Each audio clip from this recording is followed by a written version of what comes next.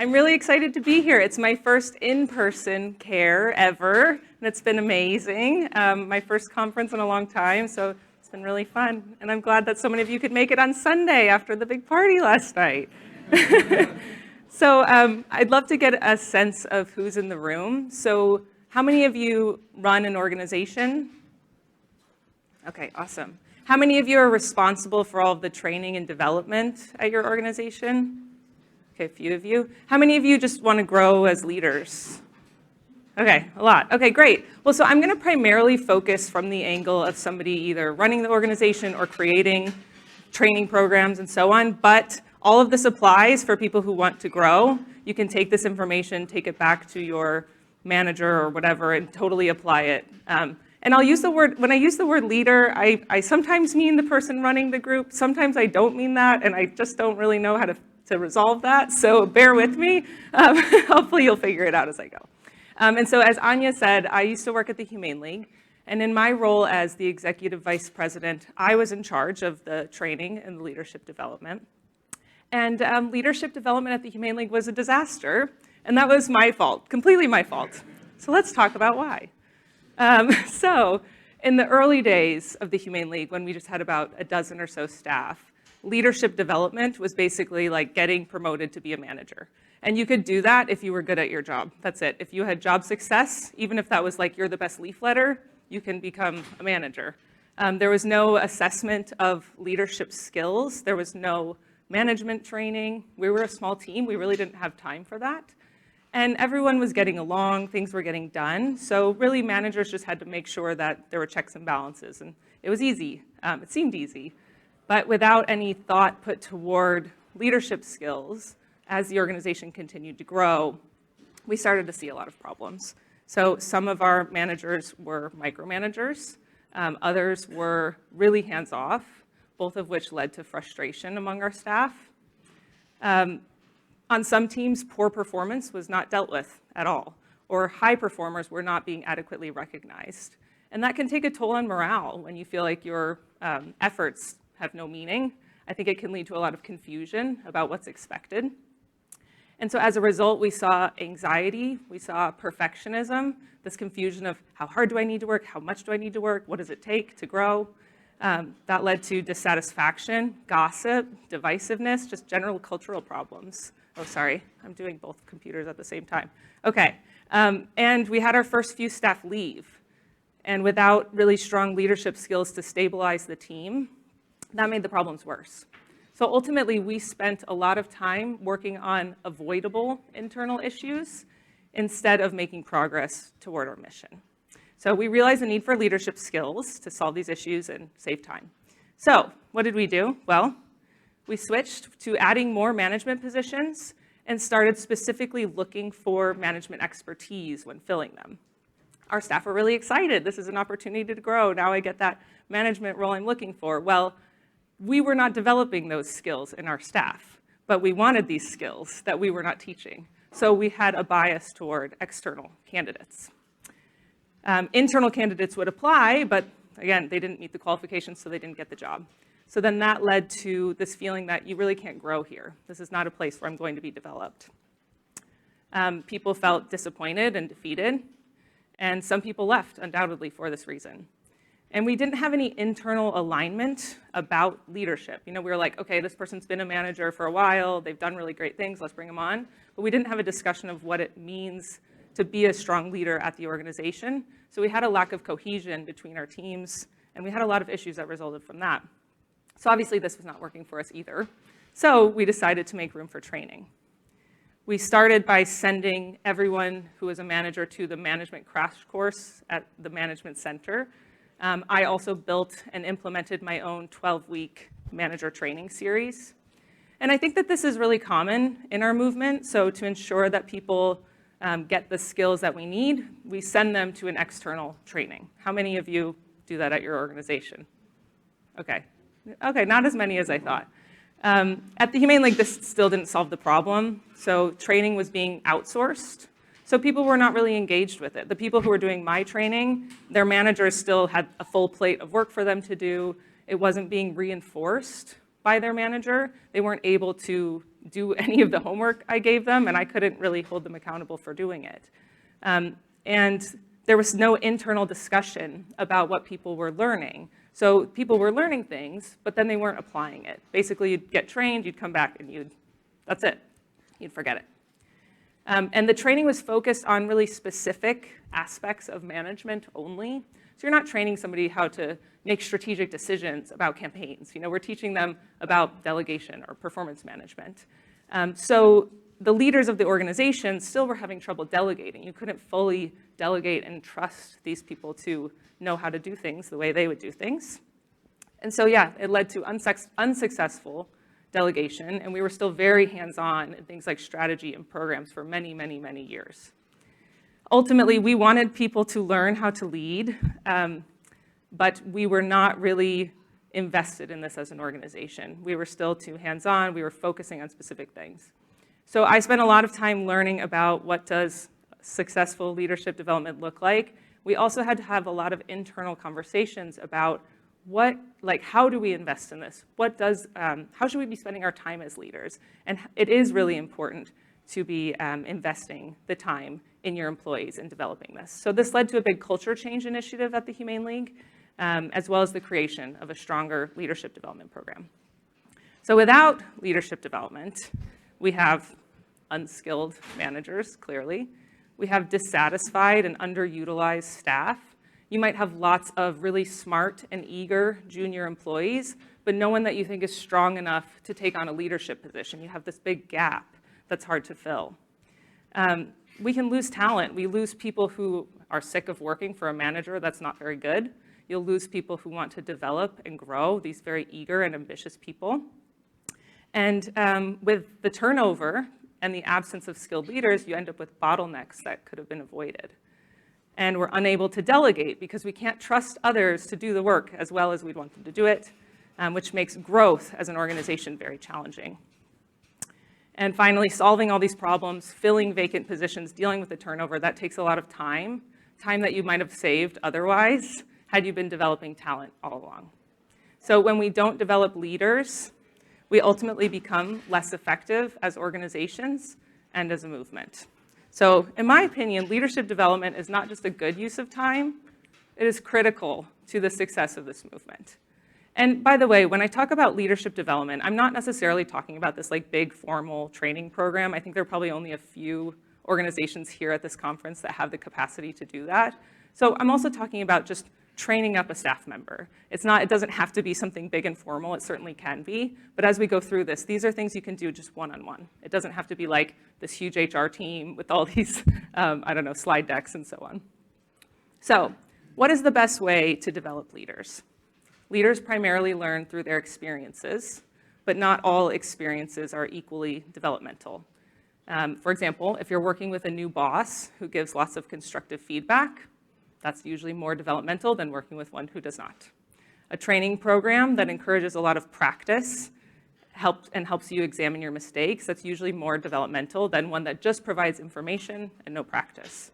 And situations that stretch somebody but provide both feedback and support are more likely to stimulate that leader development than situations that leave out those elements. So the main elements that drive leader development are assessment, challenge, and support. Whatever the experience is, it has more impact if it contains these three elements. So when we talk about assessment, this gives people the understanding of where they are now. So this is their current strengths, their current level of performance. It provides a benchmark for future development and points out the gap between where they are now and where they want to be, whether that's to meet the requirements of the current job, to be eligible for that promotion, or just to grow as an individual. Assessment can be done in a lot of ways. So we have performance reviews, 360 feedback, a satisfaction survey if it directly relates to that person, could just be informal feedback or observation. Challenges, they force people outside their comfort zone. So people feel challenged when they encounter situations that demand skills and abilities beyond their current capabilities, or in situations that are confusing and ambiguous, such that they have to change their way of understanding. Their current thought processes don't work. So you'll have to develop your capacities or develop your way of understanding. And these challenges can come from novelty, difficult goals, conflict, dealing with losses, failures, or disappointment, to name a few. And then support, this helps people handle the struggle and pain of developing while still seeing themselves as in a positive way, as a capable and worthy person who can learn and thereby grow. So support can be in the form of positive reinforcement, so knowing that others place value on your desire to grow. It can come in the form of being given the resources and the freedom to move forward, or it can be people. People are the most important source of support. So we're talking bosses, family, friends, colleagues, coaches, mentors, people who can listen to stories of struggle, identify with challenges, suggest strategies for coping, provide resources, reassure in times of doubt, inspire renewed efforts, and then celebrate even the smallest of accomplishments. So quick example, let's say you're hiring a new program director on your leadership team, and you want them to be able to be pretty autonomous. You might assess their knowledge and execution of strategy through some observation, so asking them and seeing what they say. As a challenge, you might ask them to draft their first campaign plan, which would be novel for them if they're new to your organization. But then you wouldn't just assign it and walk away. You'd provide support through context and feedback to help them all along. Any experience, if it's a training program, an assignment, a relationship, it can be richer and more developmental by incorporating all these elements. It sounds simple. I'm sure that all of you are assessing people's performance. I'm sure you are providing an abundant amount of challenges, and likely, hopefully, you're supporting people. But I think the big difference of what I'm saying is doing this in a very thoughtful and planned way. So making learning from experience intentional rather than incidental or accidental. So actually thinking about this instead of doing it by accident, tying it all together in a holistic way where you choose challenges based on the assessment and then support tailored to those specific challenges. So let's go a little deeper and talk about how we might create developmental experiences. So research shows that the most effective leadership development programs are divided into 3 categories: coursework and training, the Humane League's favorite. Just kidding, they're better now. They're my favorite. Developmental relationships and challenging assignments. And despite many of us relying on coursework and training, this should only make up about 10 to 30% of the total development or program. Developmental relationships should be about 20%. And then challenging assignments are supposed to make up about 50 to 70% based on the research. So when you think about whatever you're doing at your organization, are you too heavy or are you too light in any of these areas? We'll dive into each of them a little deeper, starting with coursework and training. So again, coursework and training should be 10 to 30%. I find it to be the easiest. There are tons of books out there. There are tons of training programs. CARE, this is a training experience. In the US, we have something called the Management Center, which a lot of us really love. They have remote trainings if you are interested, so I'm sure you could do them from here. I guess the timing might be challenging. But there are tons of books out there with relevant information. So these are all ways that you can provide coursework and training. Whatever route you choose, first you need to frame this opportunity or this training so that's essential to this person being able to do their job. Make a clear connection about why you want them to learn these skills. What will they be getting out of it? Have an accountability plan and check in. So for example, if you're sending somebody to the CARE conference as a developmental experience, have them come back and report back to you what they learned. Maybe they do a presentation for the team. Maybe then you have a discussion about how you apply these learnings. If you ask someone to read a book, they could have a certain number of chapters that they're supposed to read every month, and then they do a summary, you have a discussion. You want to be engaged here so that they feel that sense of support. The employee should take the lead, not you as their manager. The employee needs to take responsibility for the success of their own training. So for example, they could research and propose whatever book it is, whatever training they're going to attend, and then it's their job to make sure it gets done. They're responsible for remembering to share and apply their learnings. And if they don't do any of these things, maybe they're really not ready yet for that leadership responsibility that you're trying to give them. Of course, there could be workload issues too, and so you should talk about it if it's not happening. And then reinforce the learning. So have them demonstrate how they will apply the lessons to their work going forward. No one should be expected to develop as a leader in isolation. So I did say have the employee take the lead, but your role is to help them learn and apply it. As a manager or a coach, you have to take the time to support and be invested in the person's development.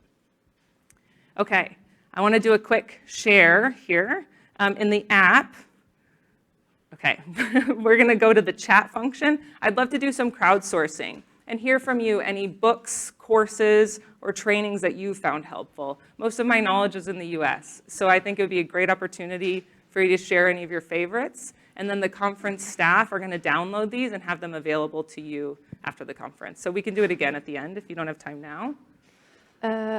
You will find the link in the chat in the Eventory app. There's a link, click it, and there will be a box where you can input your answer. So not the questions, but actually the chat menu, yeah? Yes.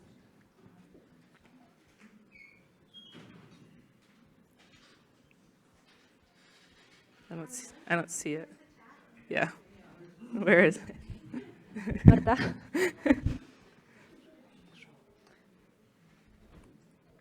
So what you need to do is go to the schedule, click Join Live Now.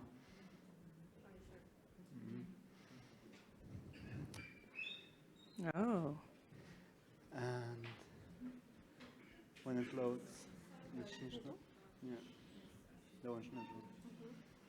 I'm giving you all a challenging assignment. and then you I have believe in a you. blue There's my arrow support. in the lower right corner.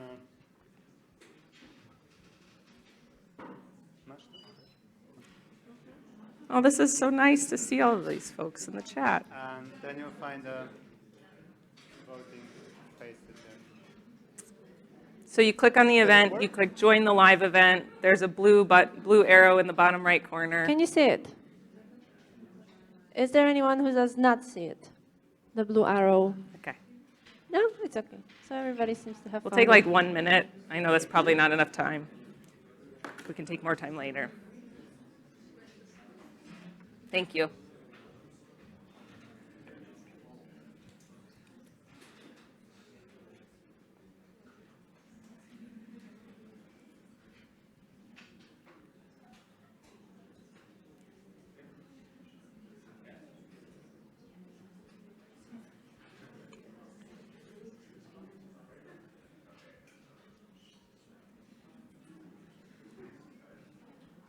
All right, at the risk of getting you sucked into greeting all the lovely colleagues in the chat, I'm going to move on and talk about developmental relationships. Please feel free to keep adding. You can add after the fact, and we'll download everything and send it back to you. So developmental relationships are supposed to make up about 20% of the development program. And this doesn't have to just be with you as the manager, if you're talking about an employee. The managers, of course, should be playing an active role. But a developmental relationship could be a mentor, it could be a coach, it can be a colleague, it could be a peer.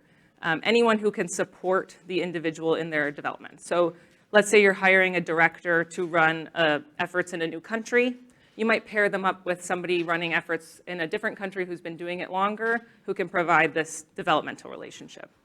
In order to have a successful developmental relationship, you have to have rapport, collaboration, and commitment. And then you can help develop by providing experiences, sharing expertise, giving coaching. And again, it's not the manager or the coach's job to do the work for the individual, but to provide them the freedom to figure out the how on their own. So helping them understand what work they need to do, and then letting them do that work. This requires asking lots of questions. I think a lot of us have a tendency when somebody's struggling to say, oh, just you need to do X, Y, Z. This is how you do it. This is how we've done it before. But true developmental relationships and true coaching comes from asking the right questions rather than giving answers. So that creates more engagement. It helps people learn better and learn more quickly. And seeing your role as asking good questions, it takes a lot of the pressure off the leader to have all the answers. And this also helps your employee or the person you're coaching think more like a leader. Often when I talk to people about this, they say, like, I don't know what to ask. And of course, it's not just asking any question, like, how is lunch today? That's not really going to help them grow. The key is asking questions that get the individual to think more deeply, to be more engaged, to develop their skills. So typically when we're asking questions, they're for 4 main categories, which is to understand, assess, innovate, and motivate. And it helps to understand your objectives before asking. By the way, this is something that you will develop over time. It might be a little tedious or clunky in the beginning, but the more you do it, the more it becomes second nature. So if we go back to this example of the program director, you want them to become very autonomous. You're getting ready to delegate something big to them. Oh, I'm going to give you a ton of questions here. Don't worry. This is a link that you will be getting with these questions and way more that'll be shared with you. It's called Asking Purposeful Questions, but I've provided dozens of these for you. So when you're getting ready to delegate, you might ask them, what needs to happen for this to succeed? What are the alternatives? This is your way of seeing, like, are they thinking about the right things here? And is this an opportunity to guide them in a different direction? When they're bringing you their first draft, you might say, like, what option makes the most sense to you? What's the biggest risk? This can help you understand their thinking, and again, if they're on the right track. If it's not what you want, rather than just correcting, you might ask questions like, what might you change? What steps do and don't add value?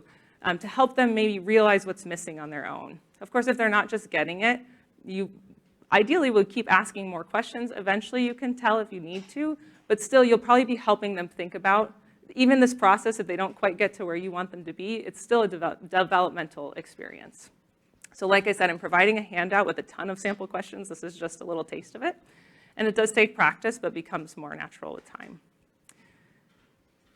Wait a second. Okay, and some very simple coaching questions that you could just like keep on your desk. These are crowdsourced from leaders. What do you think? This is a great question to ask if someone says to you, how do I do this thing? Or how do you think I should approach this? Well, what do you think? Why do you think this is happening? This is if someone's struggling or with a conflict and they don't know how to move forward. What can we start, stop, and keep to improve? This is a great one to get someone to think deeper about a project or a challenge. And what else? This is a question you can keep asking to get more details and to make sure that someone's sharing all the information. So these are questions you might ask when you're talking about a specific challenge or project or task. There are also coaching questions that can just become incorporated into every day. So there's Goldsmith's 6 questions. These will help foster regular growth and development. Usually you'd ask these every couple of months or maybe once a quarter. So where are we going? Here's where I see the organization going. Where do you see us going? Where are you going? So what are your goals? How do you feel about your progress? Are we aligned? What do you think you're doing well? What are you most proud of? What ideas might you have for yourself? So if you were the coach for you, what advice would you have for you? How can I help? And what suggestions do you have for me to be a better manager? Again, these questions can help get this person thinking more like a leader, thinking big picture, reflecting on growth, and sharing feedback and making sure that they're getting the support that they need from you. I'm sharing a lot of examples of questions because I think this is an area where a lot of us get stuck. It's very easy, it's very fast to just tell someone what to do. And I think that makes people become very dependent on you, makes it very hard to delegate in the long run. So lots of examples. Again, I'll be sending them to you so you have a copy. Okay, I want to do a practice. I would love some actual verbal engagement this time from you all. We'll do a little case study. So let's say your employee comes to you asking for help, and they say, I have an idea for how to make our volunteers more engaged. How can I best share this idea and get buy-in from my colleagues? As their coach, how might you respond? Let's hear some questions. There's no right or wrong answers here. What do you think? Great.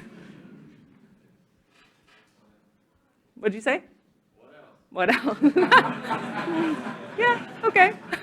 Yeah, maybe there's more going on that you don't know. It's true. Yeah? How would you measure being more engaged? Great.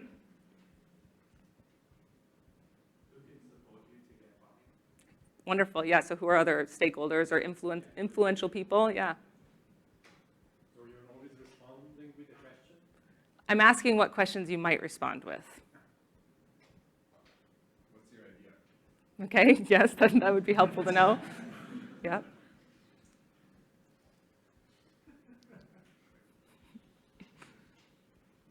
Why do you want volunteers to be more engaged? Okay. Great.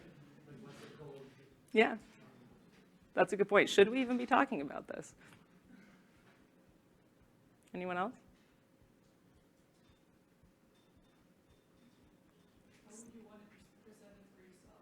I love that. Yeah, so if you were the audience, what would you want? Yeah, that's great.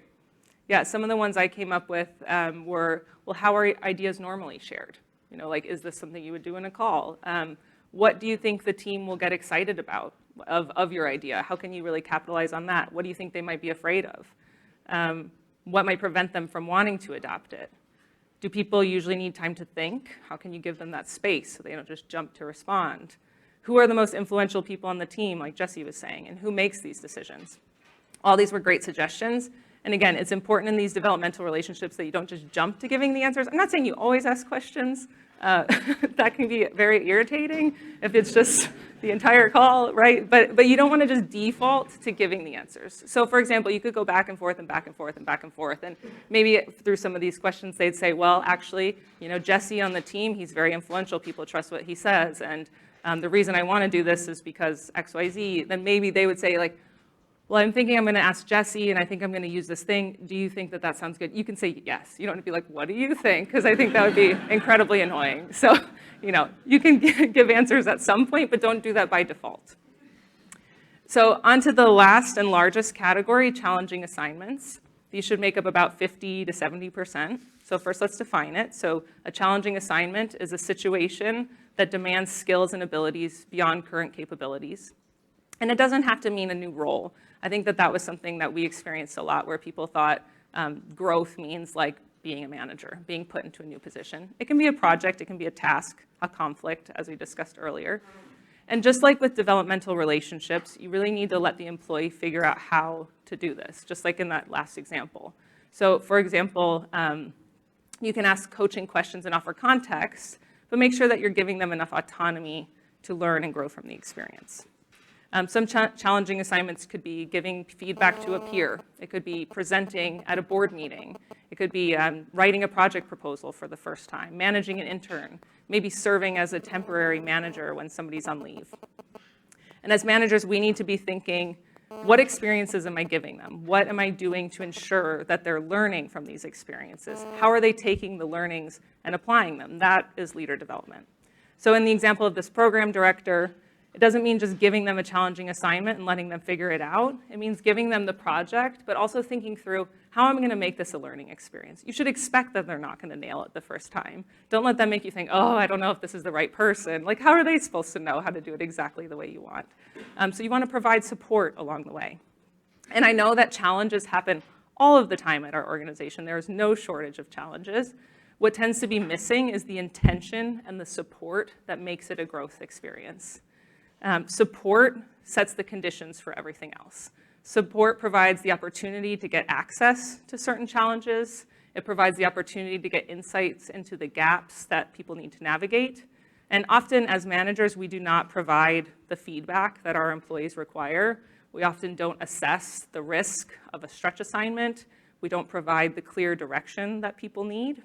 And if you provide better support, then you're able to offer better challenges. And if you provide better challenges, people are able to learn more. So when you provide a challenging assignment, you have to incorporate feedback and accountability. And by the way, not just critical feedback. People really need that positive feedback too. I actually think that's sometimes more important. I think some of us are pretty good at critical feedback. And so you need to make sure you're telling them what they're doing well, because growing can be really hard and can be painful. So this is a very simple model for providing feedback that I really like. It's called liked best next time. So first, the mentee or the employee or whoever this person is that's training will describe what they liked best about their performance. And then the mentor or the manager or the coach will say what they think the mentee did well. Then the mentee says what they would do differently next time, and the mentor says what they think the person should do differently next time. I like it because it's super simple. It lets you focus on just one good thing, one bad thing, instead of overwhelming a person with a list of everything they did wrong. You make them talk about what went well as well. And it's quick, so it can become part of the day-to-day. Like when you're training someone, you can be like, okay, every time we do something, we'll do a liked best next time after, which really takes the pressure off and makes it expected. So I want to practice tying these all together. I'd love for you to share again, please. So let's say that your employee is a strong performer. They're trustworthy, and they're a good team player. They tell you they'd like to manage a team someday. They have no previous management experience, but you think that this person has potential to be a great manager, so you'd like to support them. What might leadership development look like? So no right or wrong answers here. I'd love to hear from you all. What might you do for coursework and training? Give her an intern for coursework and training.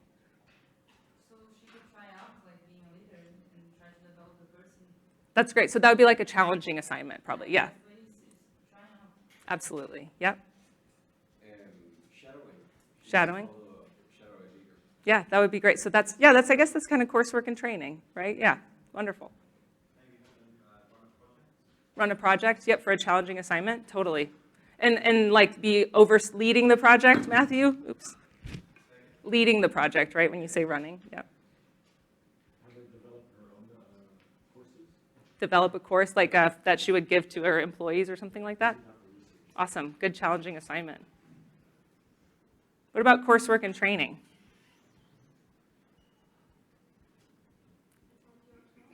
Attend my talk? Thank you, yes, that's what you should all do. Thanks, Annie. Anything else? Yeah, a book on management, great. Okay, how about a developmental relationship? I guess the shadowing could work for that too. Can anyone think of a good developmental relationship? Find a mentor, great. With a leader? Yeah, so somebody who's already managing maybe or something like that. These are all great. Yeah, so I put together my own ideas, which actually most of you already said, so that's amazing.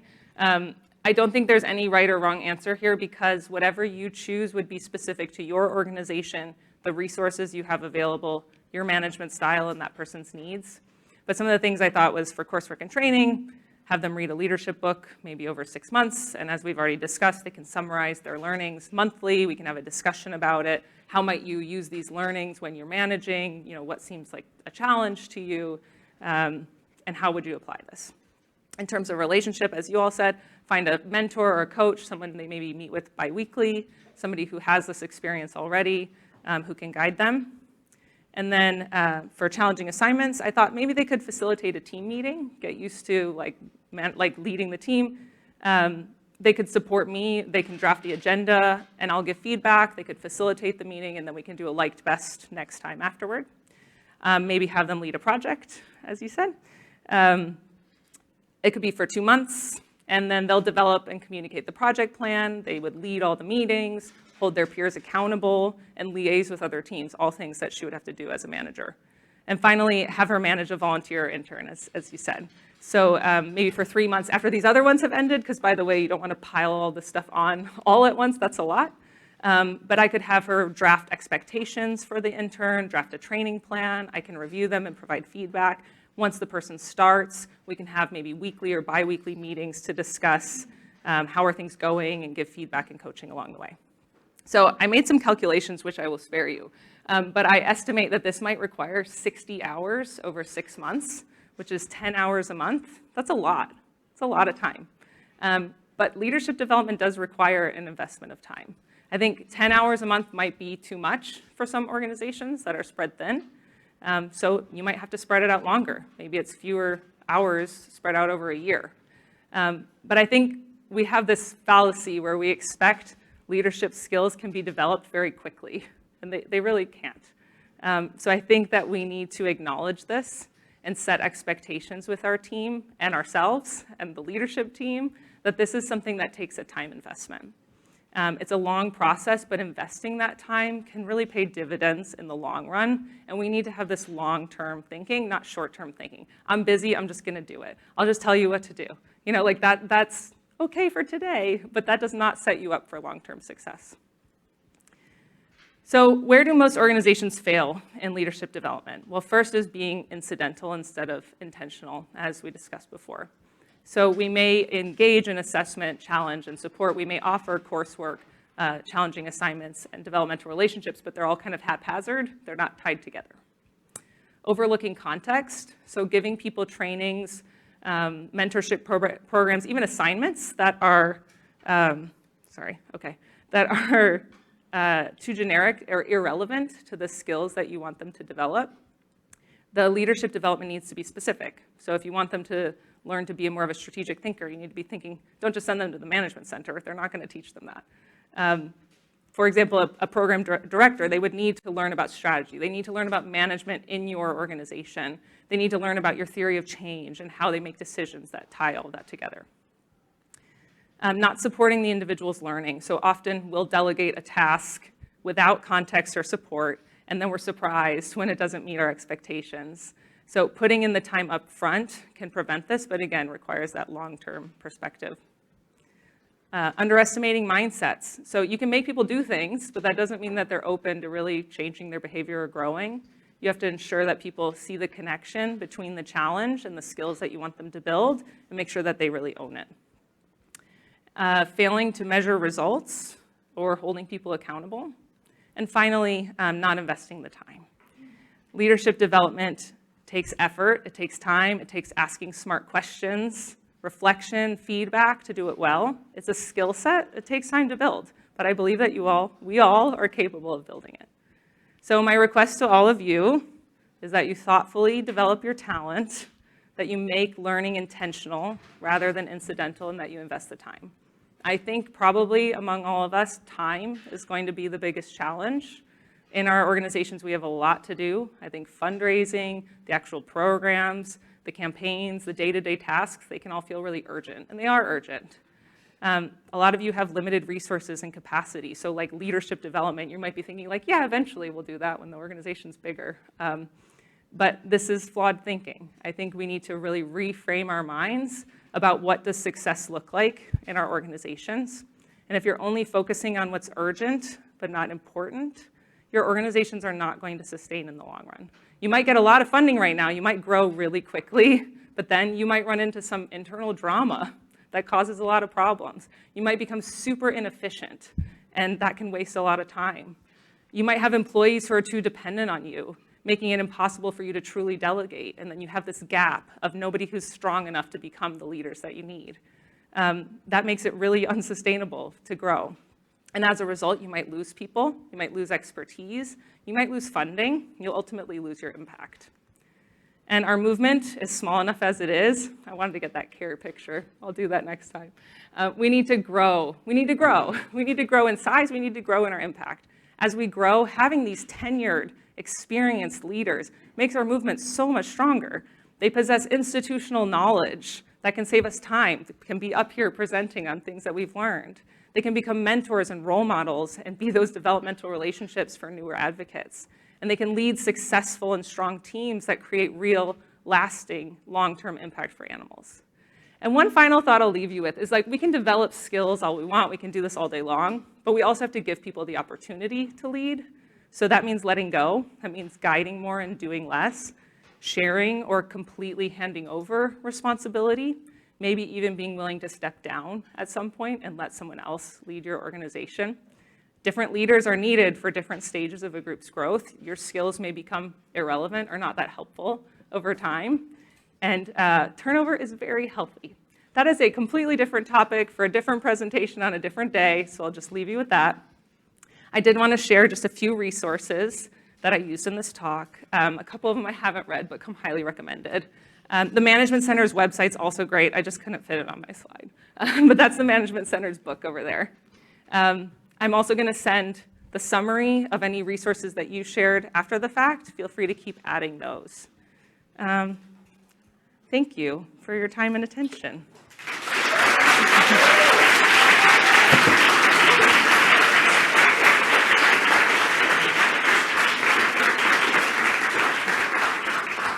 Thank you very much, Andrea, for this talk. We have some questions now. First question would be, how important is it to have external leadership training or development for the top management in the organization? I think it depends. So it depends who we're talking about when we say top management. I think if it's like the president and they're not going to be getting that support from anyone else, then yeah, they're going to have to get that externally. But that doesn't necessarily mean sending them to like a course. It could be that they have a leadership coach or there's someone on the board who is really great at developing them. I think if we're talking about the leadership team, I think that's an awesome role for the head of the organization to play if they feel they have the ability to play that role. So that requires time and some skills. I think a lot of our movement, our organizations are run by people who are young and inexperienced. Myself, that was me too. So I think in that case, it can be really great to find people outside to provide that training. But I think it'd be awesome if we were doing all this in-house, if we had the ability to do it in-house. Thank you. How do you handle burnout prevention in employees? And the same with leadership burnout. Yes, this is something I would also love to do a whole talk about one day. Let's see. Well, so I mentioned in the beginning that at the Humane League, we ended up doing this culture change initiative. And that happened because I was always doing these surveys and figuring out what's on people's minds. And something that would come up a lot is like workload, workload, workload. And then we're like, okay, how do we fix bandwidth? That was the word. That was the buzzword. How do we fix the bandwidth issue? And then as you dug deeper into that, there were just so many layers and things that unfolded. And I think what it ultimately came down to there was about like how we view how people should be spending their time. So again, this I think applies to leadership development. I think it was like being too focused on the short term. And this is a lot. I could do it, yeah. Like I said, maybe I'll write something one day. But I think it matters a lot. I mean, I've definitely experienced it myself. And I think that the most important thing here is like having the time to step back and reflect and talk and discuss and not just being so carried away in like all of the day-to-day activities that you have that space to figure out, to diagnose it. Why is this happening? Like, I think not having opportunities to grow, not having the support. I think some of the things I talked about here, if you're not doing that, that can lead to burnout. Of course, there's like the actual like seeing the suffering can lead to burnout. But yeah, I think you need to have the space to diagnose why this is happening, to give people the opportunity to talk about it. Okay. What is some advice you would give to someone who struggles with delegating because they fear losing control of a project? I think the first question is, why do you need to control the project? That's an interesting question. As a recovering kind of control freak myself, yeah, I mean, I think it's really worth asking yourself that question and thinking about like, what's the worst that could happen? There's this great article that I'll try to dig up. It's called Do It. Most things are reversible anyway. That article like really changed a lot of my thinking. And it talked about how the more hands-on you are and the more you want to approve things, you're training your employees like, I don't have to try that hard because someone else is going to correct it. And so actually giving people that freedom, then it's their mistake. You know, if you gave them advice, they did what you said and it didn't work, well, that's your problem. They're not going to learn that much from that. If it's their mistake, they're really going to learn from that if they feel the accountability. But I think if it's something super important, I think there are levels. There's one of you in this room has told me about being really hands-on and working with the team to come up with tiers.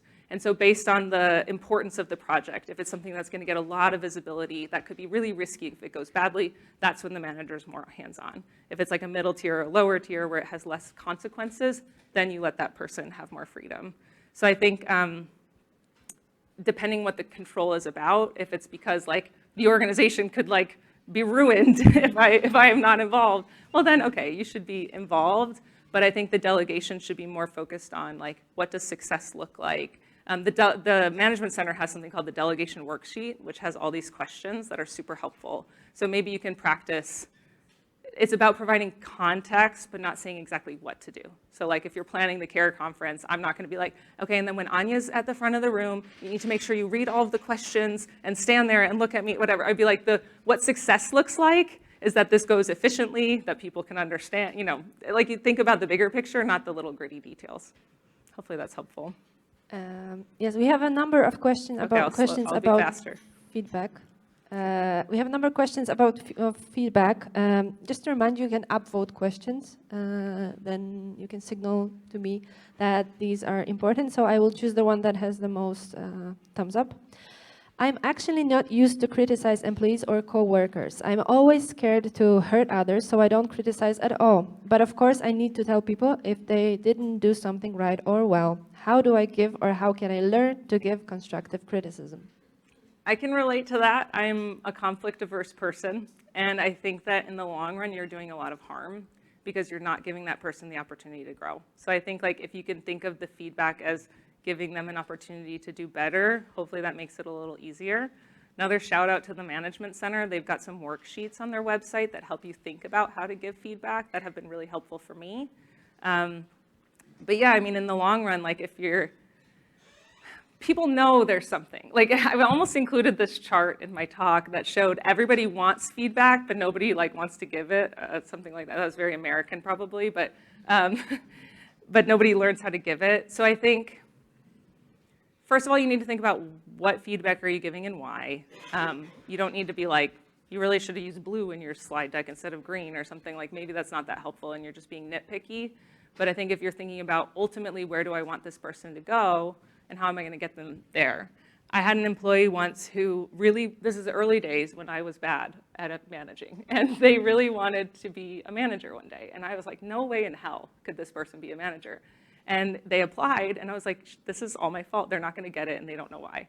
And so this was like a very big wake-up call to me that like I did a disservice to this person because I didn't name the things that were not going well, that they were, you know, frequently late to meetings, that you couldn't rely on them to get the work done, that they didn't really have a lot of tact when giving feedback. So I think in the long run, you're doing harm. I think there's a ton of resources out there about how to deliver the feedback in a way that comes off kind. So, you know, I can also talk afterward, if whoever you are, if you want to chat. Okay, I'll read this next one. Is there a risk that liked best next time feedback somehow forces us to give both positive or negative feedback, similarly to feedback sandwich, even though we might have just one of them to give, therefore making it less sincere? I understand. I definitely think a feedback sandwich is insincere. If you don't know what that is, that's like you have one nice thing to say, a negative thing to say in the middle, and then a nice thing to say at the end, which is just like, you're like, it's a really strange thing to do to someone's brain. But I think with liked best next time, you would say to the person, we're going to do a liked best next time. So you're not like, hey, you know, you were really good at asking questions, but I really wish you would have, I don't know, I can't think of something on the fly. I don't think that that's necessarily what you do. You literally sit down and say, okay, we facilitated this meeting together. What went well? Something had to have gone. I think something has to have gone well. Like, there has to be something. You could be like, you showed up on time, you know? Like, there's something. And then what didn't go well? I mean, I think you want to be genuine. So I think that's probably more important than saying nothing positive. It's just making sure it's genuine. So I don't really see a risk if you're very, if you are explicit about it. Like, we are going to do this exercise, and we are going to do positive feedback because a lot of people will only think about what went wrong and not really celebrate what went well, and I think that's really harmful in the long run. I think we can have like one or two more because there's lunch after this. Do you have a tip to work-life balance as a leader? Yes, another hour for you. Yes, I think it's incredibly important. And you know, me telling you how important all this is, I'm not saying go add 10 more hours to your work week. Like, I think it's if you can reframe your mind and think about this long-term view, think about the things that are important but not urgent, not just do all the urgent things, I think you can get to a place where like you have this really amazing team and you don't have to be so involved all the time. You don't have to be working all these long hours. So I think sometimes there's like a difficult time investment to put in up front for benefits in the long run. But yeah, I mean, I was somebody who was very, very adamant about my work-life balance at the Humane League. Like, I talked about it all the time. I talked about like the importance of flexibility, of like having boundaries. I did not ever check my email in the nights or on the weekends because I needed those boundaries because I would like get sucked in and get anxious about it. So I think it's super important. I think it's super important to have a life outside of activism, like to actually not only do activism and have hobbies. I think it's super, super important. Because I was somebody who was like all in really, really intensely for the 8.5 years I was at the Humane League, and I definitely started to burn out. And that was definitely part of the reason why I left. And I think I could have been a lot kinder to myself. Even with my boundaries still, it was like you put too much pressure on yourself, and that's not good for the movement in the long run. Like, you need to figure out what energizes you. I love dogs. I volunteer at an animal shelter. I was like, I can't do that because it's not EA, and like people are gonna judge me, but I'm doing it now, and it makes me feel really good. So I think like you need to do what fulfills you and also do your activism, but do it in a healthy way, yeah. What are the signs that a leadership team should transition from implementing themselves to focusing on leading others? What are the signs? How do you know that it's the moment for the leadership team to stop focusing on implementing themselves, but rather on leading others? Well, I think that's from day one. Like, I think if you have an employee, that should be your focus. Yeah.